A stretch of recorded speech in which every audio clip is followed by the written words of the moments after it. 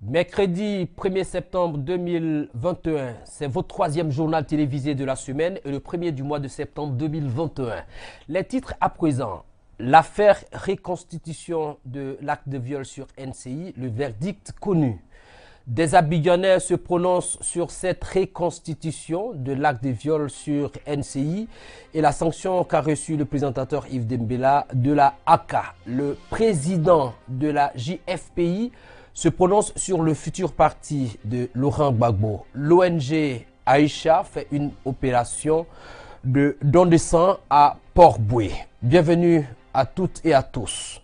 L'affaire fait grand bruit en ce moment à Abidjan.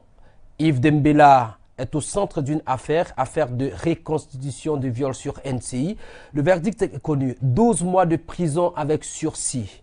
Pour Yves Dembella, 2 millions de francs CFA d'amende, 2 ans d'interdiction de paraître dans toutes les villes de la Côte d'Ivoire, sauf à Abidjan. 24 mois de prison ferme, 500 000 francs d'amende pour Traoré Kader, ex-violeur présumé. Tel est le verdict des juges contre les subventionnés. Des Abidjanais ont bien voulu s'exprimer au micro d'Abdoul Ly et de Zawi Afri au sujet de cette affaire. Qui est grave, à mon sens, c'est une acte qui est grave, en ce sens que l'animateur en question, j'ignore un peu son nom, Yves, voilà, Yves Dembella, c'est un animateur qui passe sur des chaînes télévisées et ces chaînes-là, des enfants suivent. Donc lorsqu'on invite d'abord un violeur sur une chaîne de télévision, quelle est l'image qu'on veut ramener aux enfants? Quelle est l'image qu'on veut ramener aux téléspectateurs? En mon sens, c'est une façon de porter un regard positif sur la question du viol. Sinon, un violeur n'est pas un individu qu'on doit venir présenter sur un plateau de télévision. Des enfants peuvent s'identifier à ce violeur. Des enfants peuvent avoir pour modèle, pour référence ce violeur. Donc d'abord, sur un point de vue, le point de vue de l'éducation par rapport à nos enfants, c'est quelque chose qui n'est pas du tout correct. Et lui-même, pour son activité, pour sa corporation, je dirais qu'il a manqué carrément. Donc désormais, il faut qu'on puisse interpeller nos autorités sur les différentes émissions qui doivent passer à la télévision. Quand on donne un matelas ou bien on met un violet en scène en train de traduire son acte, c'est une façon de répéter son acte. Et il y a des individus qui sont enclins à cette forme d'infraction-là. Donc de façon indirecte, le violet en question est en train de donner des instruments, des rudiments à ces derniers-là. Voilà. Donc c'est pour ça que j'ai parlé de portée. En envoyant un tel individu sur le plateau de télévision, quelle est la portée? Moi je suis spécialiste des questions de cybercriminalité. J'ai produit 3 articles sur le broutage. Donc étant journaliste, je ne peux pas emmener un brouteur sur le plateau de télévision et relater comment il pratique son broutage, comment il fait pour avoir ses victimes, tout ça. Donc tout dépend de l'orientation qu'on veut donner à l'émission. Je vais vous donner un exemple un peu flagrant pour dire que en fait c'est pas la première fois, mais nous ne prêtons pas attention aux véritables problèmes. Voici l'émission de télévision qu'on appelle on s'est dit les baies. Mais comment on peut inviter une géreuse de Busy sur un plateau de télévision en train de défendre le Busy? Mais nos jeunes soeurs qui sont à la maison, qui sont encore mineures, qu'est-ce qu'elles entendent par Busy? Vendre son corps. Maintenant, on trouve quelqu'un qui est en train de défendre. Et il y a 2 camps.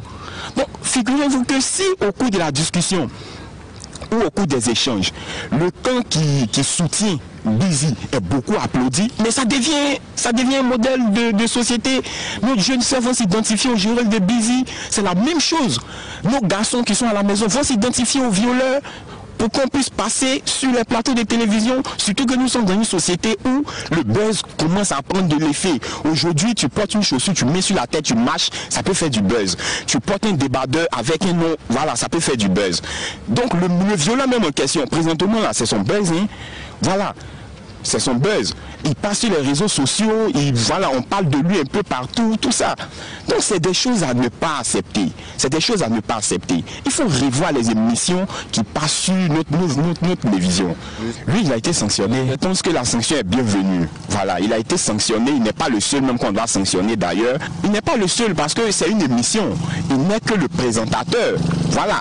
Avant de faire une émission, je crois bien que je ne suis pas spécialiste de la communication, mais il doit avoir une feuille de route. Voilà, je viens faire telle émission de telle heure à telle heure, voici le contenu de l'émission. Maintenant, s'il n'y a personne pour vérifier le contenu de nos émissions et qu'on présente directement, bon, ça ne doit pas être le seul à être sanctionné. Voilà. Mais il faut saluer l'acte d'abord qu'on sanctionne, c'est déjà bien. Et puis par la suite, il faudrait qu'on puisse élargir, même si ce ne sont pas des sanctions directes, mais des interpellations, des mises en garde. Voilà, c'est une forme aussi d'attirer l'attention. En tout cas, moi, en tant qu'une femme, ça m'a vraiment choquée. Parce que quand tu écoutes ce genre de propos, tu te mets d'abord à la place des victimes. Comment les victimes se sont senties face à de tels propos. Parce que quand il a déjà parlé de ça, là, les victimes vont d'abord se rappeler de ce qu'elles ont ressenti lorsque l'acte a été commis. Parce que ça n'a pas été facile pour elles. Et puis elles ont oublié ça. Et puis il est venu ressasser encore en tout cas c'est vraiment déplorable, ça fait mal vis-à-vis des victimes. Et puis vis-à-vis encore de choses du présentateur. Parce que bon, je suis sûre que ça n'a pas été son intention de vouloir frustrer des gens, mais il l'a fait. Donc, en tout cas, je pense que ça a été très bien. Parce que chaque mauvais acte a une sanction. Mais je suis sûre que face à cette sanction, pour conscience, il a vu que ce qu'il a fait, en tout cas, était mal. Et il va maintenant se remettre en cause pour essayer de s'améliorer. Faire voir ces scènes, expliquer comment on viole une femme. Mais écoutez, quel est l'intérêt? Que la femme se défende, ou bien que le violeur dise comment il viole, comment on prospère dans le viol? Je ne sais pas quel est l'intérêt. Donc, au-delà de ce qui s'est passé, très souvent, moi-même, nous suivons des choses à la télé. Je me demande, un film dans lequel on tue un homme, à quoi ça sert? Qu'est-ce qu'on veut nous éduquer? Est-ce qu'on veut nous apprendre à tuer les gens ou non? Bon, je veux savoir l'éducation qui sort de là. Qu'est-ce qu'on nous retenons? Moi, souvent, je me pose cette question. Moi-même, en tant que téléspectateur ou chose, quand je regarde certains films, il y a des violences extrêmes. Je me demande, est-ce que les gens veulent nous éduquer à prendre nos dispositions ou à voir comment est-ce que nous pouvons nous défendre demain? Je me pose la question. Pourquoi ne pas faire des films qui éduquent aux valeurs que de montrer des choses violentes? Ben, aujourd'hui, on voit le résultat. Bon, ben, il a été sanctionné, c'est normal. C'est normal. Mais ce que je regrette, c'est que je pense que c'est parce que les gens se sont soulevés, les gens ont commencé à condamner, qu'on l'a sanctionné. Mais c'est dommage parce que je me dis, quand même, les thématiques qui sont traitées sont analysées par l'équipe de production et autres avant que ça n'arrive là. Voilà. Et donc, s'il y avait eu un fil conducteur, je me dis que certainement le monsieur aurait su quelles sont les questions, quelles sont les balises et qu'il ne fallait pas aller au-delà de ça. Voilà. Mais donc, c'est tout le monde que j'accuse. Ça veut dire qu'il y a une légèreté. Ou bien le fil a été tracé, mais dans le développement, celui qui a développé Ndembela n'a pas suivi correctement la ligne qui a été donnée. D'abord, je vais me prononcer sur la vie du viol d'abord, étant donné que c'est considéré comme un meurtre. Voilà. On ne devrait pas venir même à la télé. Voilà, j'ai pas apprécié. C'est pas pour dire que c'est un jeu. C'est quelque chose qui garde vraiment des séquelles à la vie. Donc le fait même d'avoir invité le violeur même sur la scène, c'était un truc même vraiment à ne pas faire. C'était une erreur même. C'est comme s'ils n'ont pas considéré les victimes. Parce que là peut-être ils se sont dit qu'ils allaient juste parler de ça, mais ils ont fait l'apologie du viol. Ils ont sensibilisé les gens à les choses. Bon. En voulant faire le buzz, ils ont vraiment réveillé des douleurs en certaines victimes. Donc vraiment, j'ai pas aimé. C'est bien beau, mais je peux dire que avant de venir présenter quelque chose, il y a d'abord une étape. Voilà. Il y a une maquette hebdomadaire ou mensuelle de la télévision. Donc, je me dis qu'il est venu exécuter sa tâche. Donc la sanction doit être vraiment à double niveau. Au niveau du directeur même, de la chaîne là, et puis au niveau de Yves Bella. Bon, ma réaction c'est que je suis choquée premièrement, vu que je suis une femme.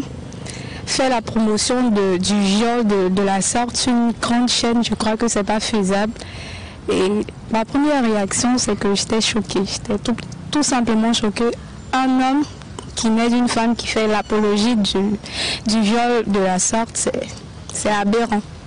Et c'est comme s'il était en train de décrire, donner les méthodes. C'est comme s'il il peut mener des gens à violer en fait. C'est comme s'il il incitait des gens à l'acte en fait.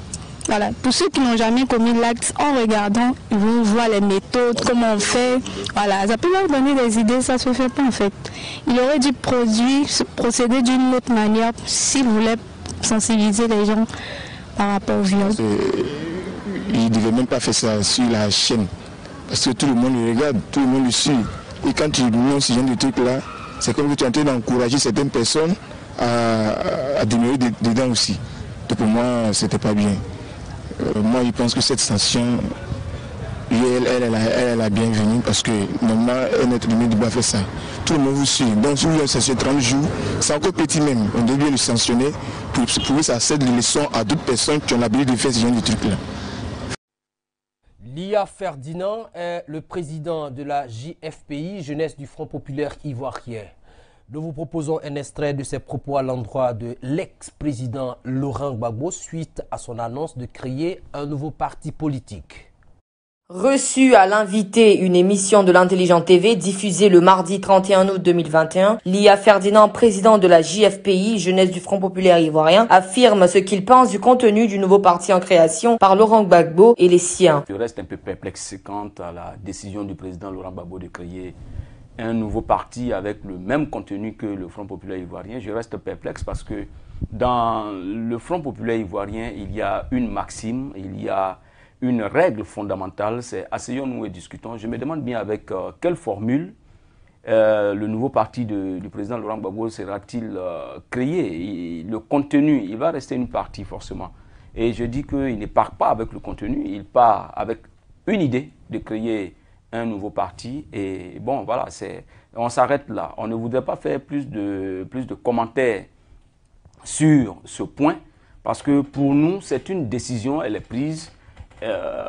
Celui qui l'a prise va en assumer toutes les conséquences, mais dire qu'on part avec le contenu, je reste perplexe. Et je sais que la majorité des Ivoiriens s'interrogent aujourd'hui, mais avec quoi part véritablement le président Laurent Gbagbo, puisqu'il a été promoteur d'une idée, il a été promoteur d'une idéologie, il a enseigné, il a passé son temps à enseigner aux Ivoiriens les valeurs de la démocratie interne et externe. Aujourd'hui, soumis à une épreuve de démocratie interne qu'il abdique, mais avec quelle valeur part-il? Je sais que beaucoup d'Ivoiriens s'interrogent sur cela et dire qu'on part avec le contenu, je ne crois pas. Cette décision du fondateur du Front Populaire Ivoirien, prise le lundi 9 août 2021 au Palais de la Culture, fait suite à une division interne du parti qui a consacré d'une part les GOR, Gbagbo-Ourien, et d'autre part le FPI légal, camp Dafine Guessin. Pour faire face à la pénurie de sang, l'organisation non gouvernementale Aïcha a bien voulu faire un geste. Opération don de sang à Port-Boué avec Ibrahim Khalil et Sarah Adiko.